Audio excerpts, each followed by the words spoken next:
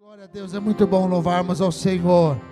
É muito bom louvarmos ao Senhor. Eu queria que você abrisse a sua Bíblia comigo no livro de 2 Reis, capítulo de número 6. 2 Reis, capítulo de número 6. 2 Reis, capítulo de número 6. Eu vou compartilhar com vocês. Eu não vou dizer a mesma palavra, porque a mesma palavra nunca é a mesma. Mas eu vou compartilhar com vocês a mesma passagem que eu compartilhei na quarta-feira passada. Eu orava ao Senhor com respeito a este domingo, a esta Santa Ceia, e cheguei até mesmo a preparar uma palavra para esta manhã, diferente desta. Mas o meu coração não se aquietou e o Espírito Santo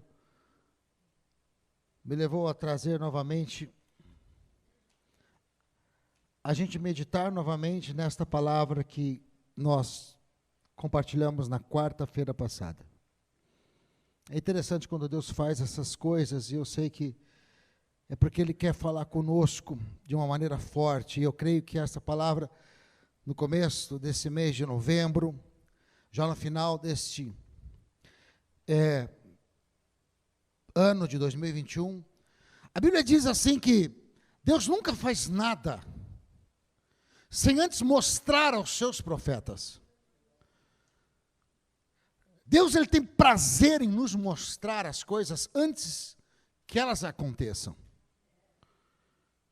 Deus Ele não nos pega totalmente de surpresa. Ele gosta de nos surpreender, mas não nos pega totalmente de surpresa. É diferente. É tipo assim, nossa, é muito mais do que eu imaginei. O Senhor fez muito mais do que eu esperava. O Senhor foi além das minhas expectativas, mas eu já sabia que o Senhor ia fazer. Mas eu já tinha uma indicação de que o Senhor ia agir. Mas eu já tinha recebido da parte do Senhor uma profecia, uma direção, uma indicação de que o Senhor ia por esse caminho. Eu estou surpreendido da dimensão, da forma, da maneira que o Senhor fez. Então, Ele nos surpreende da maneira que Ele faz, mas Ele não nos deixa sem saber, como que pessoas sem rumo, como que pessoas perdidas, como a gente fala no popular, baratas tontas. Deus não é um general de exército de soldados tontos, de pessoas sem saber, que andam em círculos, de pessoas sem destino. Não, não. Deus tem prazer em mostrar aos seus profetas o que Ele vai fazer. Agora, da maneira que Ele vai fazer, isto cabe a Ele, porque a glória é dele. Agora, para que nós possamos saber o que Ele vai fazer, para que Ele possa nos mostrar o que Ele vai fazer, nós precisamos estar com os nossos olhos abertos. Nós precisamos ter um olhar afinado com o olhar de Deus. E como Deus tem ministrado ao meu coração a respeito disto, de tudo que nós precisamos proteger. Claro que, em primeiro lugar, a Bíblia diz, tudo que você deve guardar, guarde o seu coração. Não é assim? De tudo que você deve guardar, guarde o seu coração. Mas tem um ditado popular que diz assim, o que os olhos não veem, o coração não.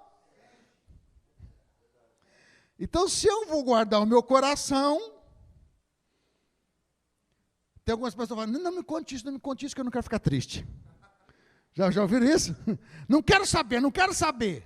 Porque se eu souber, eu vou deixar entrar no meu coração. Não, eu não quero nem ver, quero nem ver. Porque se eu ver, eu vou me alegrar, vou gerar expectativa, ou vou me entristecer.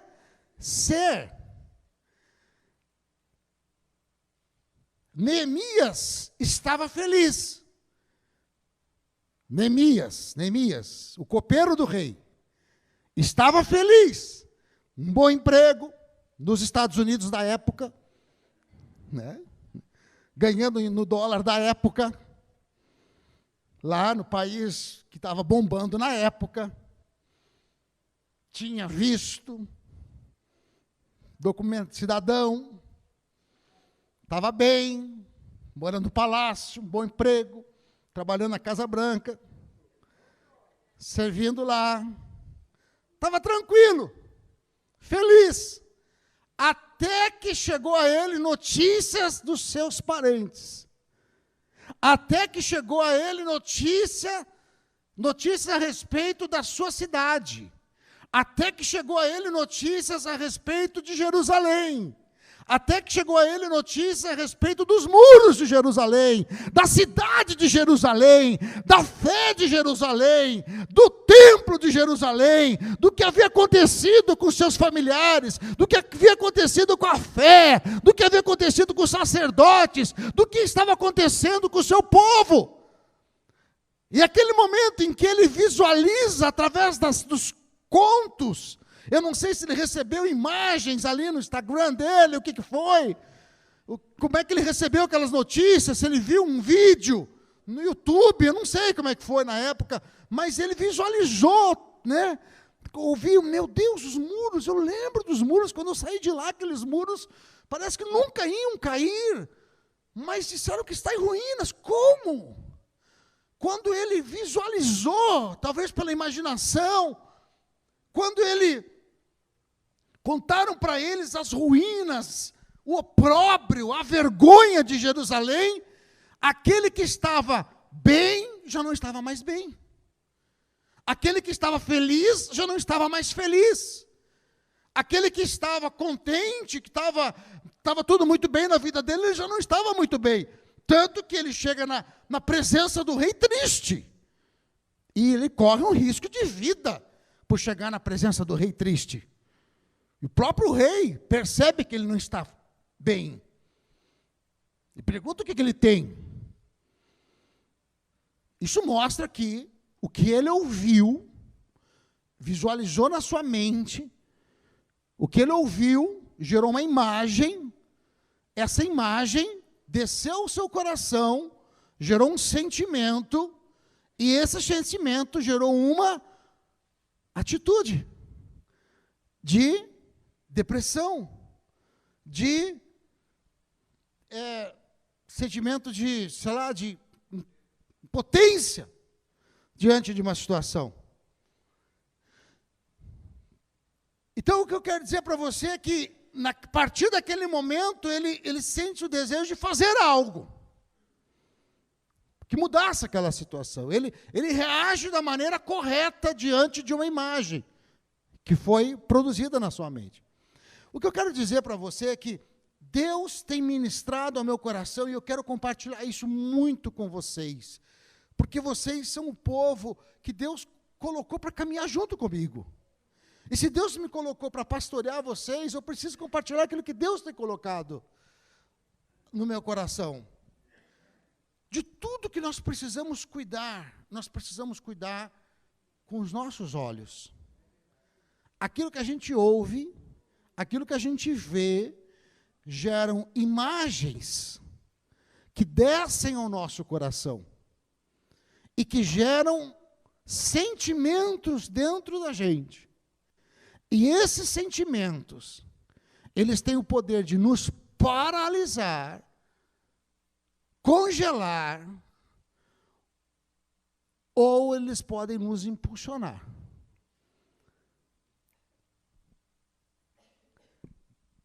Na quarta-feira eu li esse texto, 2 Reis, capítulo de número 6. Se você tem aí, abra comigo. Capítulo de número 6, a partir do versículo de número 17. Diz assim: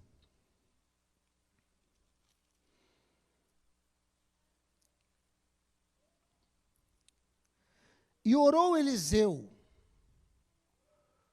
ó Senhor, peço-te que abra os olhos para que veja. E o Senhor abriu os olhos do moço, e ele olhou, e viu que o monte estava cheio de cavalos e carros de fogo, em redor de Eliseu. E o versículo 18 diz: enquanto... Até aí. Até aí. Se você não conhece a história, talvez você não vai entender muito o que está acontecendo aqui. Eu vou explicar rapidamente para a gente ganhar tempo. Eliseu era o profeta. Os sírios estavam em guerra contra os judeus, Israel. O moço era o discípulo de Eliseu, o estudante de ser profeta. Estava aprendendo. Toda vez que o rei da Síria armava uma emboscada contra o exército de Israel, Deus mostrava para o profeta Eliseu qual era a estratégia do rei da Síria. E o profeta avisava o rei de Israel: olha, não vai pelo norte, porque ele armou uma emboscada militar lá. Lá debaixo daquela montanha, ele armou uma emboscada. E o rei de Israel, avisado pelo profeta, cujo Deus mostrou para ele, escapava das emboscadas. Isso aconteceu uma vez, duas vezes, três vezes. Na terceira vez, o rei da Síria se aborreceu e disse: tem um traidor no nosso meio. Quem é que está dando com a língua nos dentes? Quem é que está avisando o rei de Israel? Porque não é possível. São poucas pessoas aqui que faz parte da minha equipe de estratégia militar. Eu não falo para ninguém, mas está vazando aqui do nosso meio. Alguém aqui está avisando o rei de Israel as nossas estratégias, porque ele sabe com antecedência todas as armadilhas. E ali ia rolar a cabeça, ele ia matar gente ali, ele estava furioso. Então, todos com medo, porque não tinha nenhum traidor ali no meio. Um deles, sabendo o que estava acontecendo, disse: olha, rei, desculpa, não tem nenhum traidor aqui no meio. O que está acontecendo é o seguinte, é que do lado de lá, existe um profeta chamado Eliseu, cuja Deus, o Deus deles, avisa eles tudo que o senhor fala aqui, até no seu quarto que o senhor pensa, o Deus deles sabe. E fala para o profeta deles, e o profeta deles avisa o Deus dele, o rei deles. E é assim que ele fica sabendo. E o rei então diz: ah, é assim? Onde é que mora esse profeta? Mora na cidade tal. Separa um exército. E vai lá e vamos acabar com a vida desse profeta. E eles levam um exército para prender um homem, que não era nem soldado, era um profeta. E eles chegam de noite. Quando amanhece o dia, esse menino, não diz o nome, o aprendiz de profeta, o moço do profeta Eliseu, acorda de manhã cedo. Certo, vai jogar uma água no rosto, tirar a remela do olho. Sai lá fora, joga uma água. Quando ele levanta o olho assim, ele vê o exército sírio cercando a cidade. E ele toma um susto. E ele diz: morri, estamos mortos. Cheio de soldado, pronto para matar eles. Ele diz: meu Deus, não tem para onde sair. Se eu soubesse que eles vinham de noite, eu tinha escapado, mas agora não tem nem para onde correr, já é de dia, se eu correr, eles vão ver eu correndo. Meu Deus, que situação, e ele fica apavorado. E quando ele fica apavorado, chega Eliseu.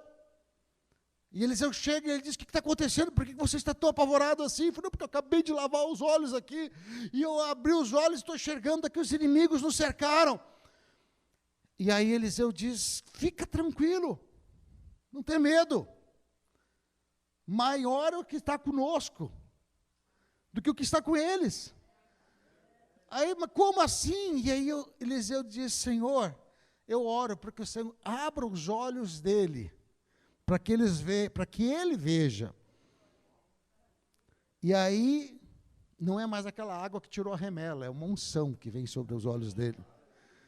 E ele olha, abre os olhos espirituais e ele vê que tem um exército celestial em volta do exército sírio, de anjos, cavalos de fogo. E o menino fica assim, basbacado com aquela visão. E depois você vai ver que Deus dá um livramento tremendo. Eu não vou entrar nesse livramento. Mas o que eu quero dizer para você aqui nesse texto é que muitas vezes nós somos eu, não vou dizer nós, tá, vou colocar eu, até como pastor mesmo. Eu me vejo no lugar desse rapaz. Rapaz, o senhor é o Eliseu? Não sou, eu queria ser. Às vezes eu sou esse rapaz. Como assim? Eu sou o cara que estou na igreja, eu sou o cara que ouço a palavra, que leio a palavra, que estou muitas vezes na presença de pessoas de fé. Às vezes eu sou Eliseu, mas muitas vezes eu sou o rapaz. Porque a gente está ali olhando ele, está olhando esse rapaz. Depois lá no outro texto vai chamar Geazi, mas aqui está com nome, sem nome. Quando eu estou olhando, eu estou reagindo da mesma maneira. Porque o diabo, muitas vezes, ele vem com uma doença para nos cercar. Ele vem com uma situação financeira para nos cercar, dizendo agora você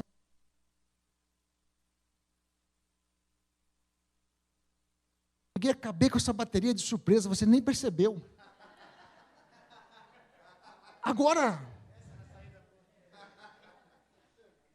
você nem percebeu. Cheguei e já cerquei. E a gente tem, muitas vezes, se a gente não está com os olhos prontos para olhar com o olhar profético, com o olhar da fé, com o olhar profético, a gente tem uma reação de medo no primeiro momento. Porque nós somos humanos, gente. Ninguém é super-homem. Pode ser pastor, pode ser apóstolo, pode ser bispo, arcanjo, sei lá. Ninguém é super-homem. A gente tem. Medo, todos têm. Eu não conheci um ser humano que não tenha medo, porque medo faz parte da natureza humana. Todos nós temos medo. Não é vergonha ter medo. O que nós temos que saber é como conviver com o medo. E não viver sendo pautado pelo medo. Nós temos que ser pautados pela fé. Amém? E então, vem o medo. O primeiro olhar é o olhar do moço. É o nosso olhar natural. Mas precisamos estar com os nossos olhos abertos para dizer, Deus, eu estou vendo um exército. Agora, unge os meus olhos e me mostra o olhar espiritual diante dessa tragédia que chegou na minha vida. Me dá um olhar espiritual diante dessa tragédia. Tem um ponto de vista espiritual diante dessa tragédia, diante dessa situação, diante dessa ameaça. Eu preciso. O homem de Deus precisa saber, em primeiro lugar, que quem está com ele é maior do que o que está contra ele. Você pode estar sozinho em um país. Quem está com você é maior do que o que está contra você. Esta é uma verdade em qualquer lugar. Você pode ser a única pessoa da sua família que crê no Senhor. Quem está com você é maior do que o que está contra você. Por isso a Bíblia diz que pode cair 1000 de um lado, 10.000 à direita, e você não será atingido, porque quem está com você é maior do que qualquer outro exército. A segunda coisa que a gente precisa sair desse texto aprendendo é que o homem de Deus não pode perder a perspectiva de Deus. E eu falei isso na quarta. O que é perspectiva? É um modo de analisar a situação de um ponto de vista específico. Nesse caso, ponto de vista de Deus. Como Deus veria essa situação? Deus, eu estou vendo aqui, morri. Como o Senhor vê? Como o Senhor vê essa situação? Então me mostra. Eu estou com medo. Como o Senhor vê? O Senhor vê como uma... Como o Senhor vê? O gigante, uma ameaça de morte. Todos veem como algo intransponível. chega Davi e vê como um incircunciso, infeliz, que merece ser morto. Todos estão vendo como uma ameaça, Davi vê como uma oportunidade. Ele era louco da cabeça. Talvez ele não tinha medo, tinha, mas naquele momento ele estava sendo ungido para olhar com os olhos de Deus. Ele não via um gigante, ele via um desaforado. O tamanho desse desaforado. Desse tamanho, não tem vergonha na cara de falar mal de Deus assim. Já com desse tamanho já tinha que ter aprendido alguma coisa na vida, e falar mal de Deus desse tamanho. Será que eu desse tamanhozinho vou ter que dar uma lição nesse cara? Ah, mas hoje ele vai ter que saber o que é falar contra o exército do Deus vivo. Ah, hoje ele vai ter que aprender. Ele via com a perspectiva de Deus aquela situação. Não é fácil ver com a perspectiva de Deus. Para isso, a gente tem que estar com os olhos ungidos. Porque não é fácil, porque se a gente vê com a perspectiva humana, dá medo, dá pavor, dá desespero, dá angústia, porque a hora que chega o exame, a condenação de morte, a questão a ordem judicial, a angústia, porque o diabo diz, agora acabou para você, agora acabou, está vendo que é um exército? E o que o diabo quer, ele não precisa te matar, ele só precisa roubar a sua capacidade de ver com a perspectiva de Deus. É a primeira coisa que ele faz. Quarta-feira eu disse isto. Quem que foi o cara que tinha a perspectiva de Deus para qualquer situação? Não tinha medo de exército nenhum. Um cara só, na Bíblia. Sansão. Vai contra ti 1.000 homens, 100 homens. 100? Está faltando gente aí? Onde é que está o resto? Só 100? Só 100 eu vou com uma mão só então. Vou com uma mão amarrada nas costas. Vai contra você 1.000 homens, então não vou nem usar arma, vou só com uma queixada de jumento. Só 1.000? 1.000 homens. Para ele era assim. Então, se é só 1.000, eu vou amarrado. Não pode me amarrar. Só 1.000, eu vou amarrado. Ele brincava com os filisteus.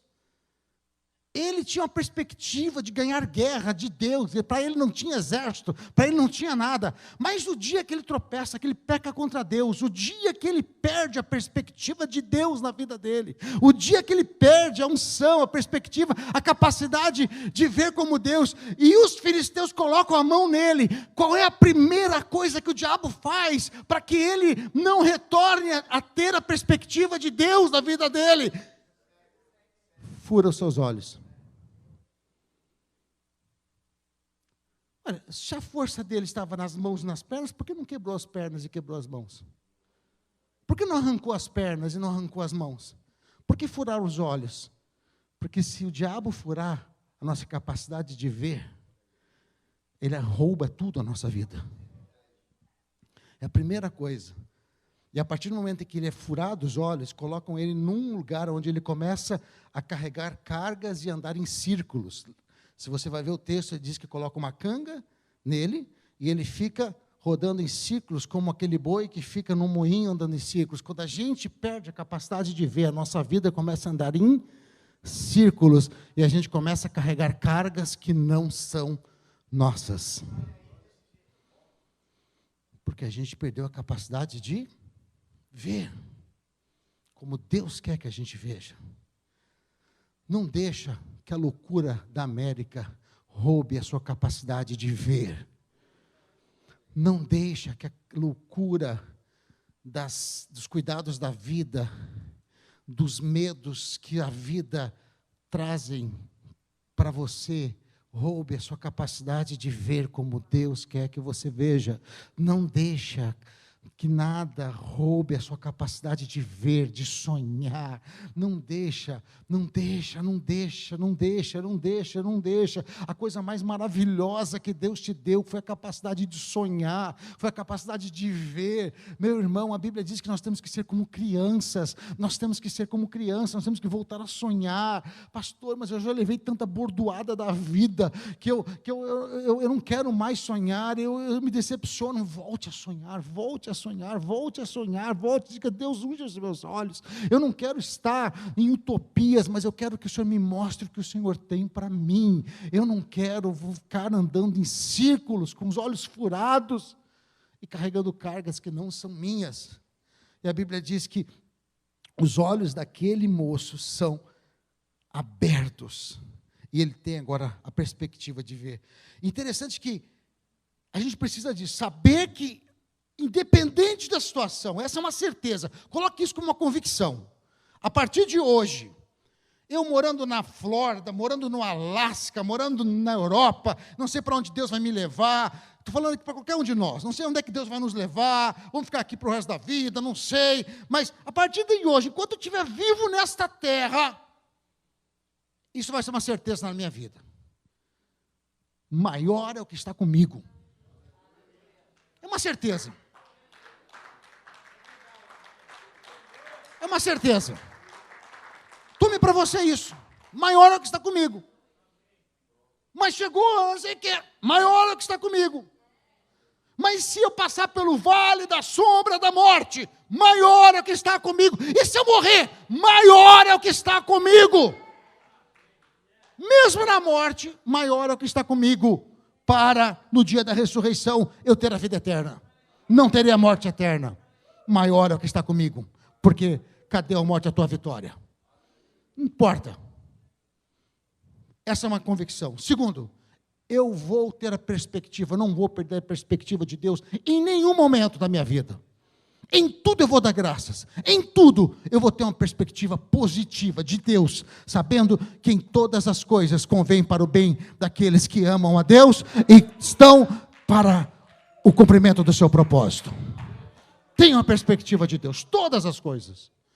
E terceiro lugar, vou orar para as pessoas que estão perto de mim consigam enxergar o que eu estou enxergando. Porque foi o que Eliseu fez. Senhor, abre os olhos dele, para que eles possam ver. Porque a pior coisa do mundo é você caminhar com alguém que não consegue ver o que você está vendo. Porque ele vai ficar martelando do seu lado. Ai, meu Deus, não vai, você vai morrer, você vai morrer.